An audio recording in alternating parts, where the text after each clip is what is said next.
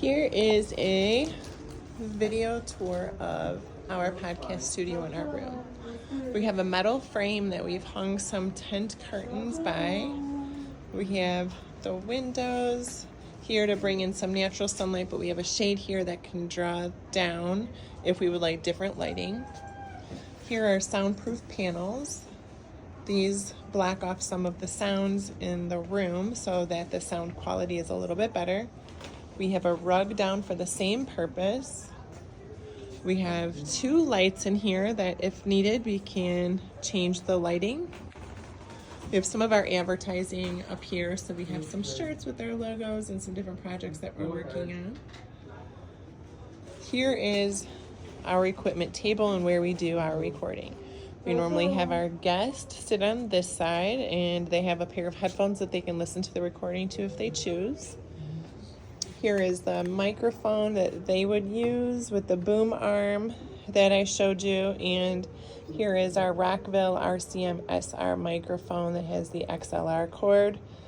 And when you're doing the recording, the sound is best inputted from this side where the words are.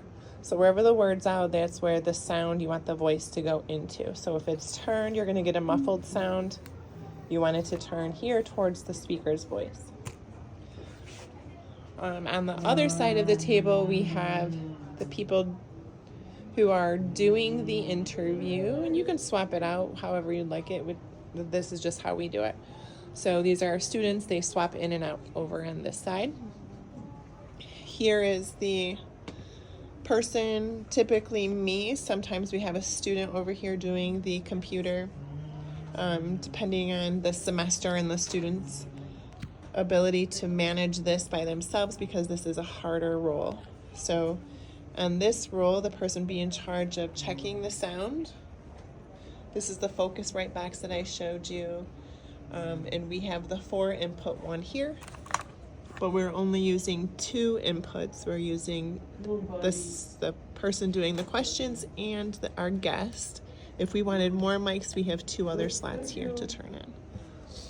And we have it opened up to Reaper, ready to go. If we wanted to get a recording started, we would click here, open up one mic, click here, open up another. We would activate each of those. This says input 1, and this is input 1 also. That means they're both going to be using the same microphone, but we want to change that. We want this one to say input 2 because we have it plugged into the second hole on the Focusrite box. So we're using input 1 and 2, which I've labeled here for students so that they could see which ones we want activated.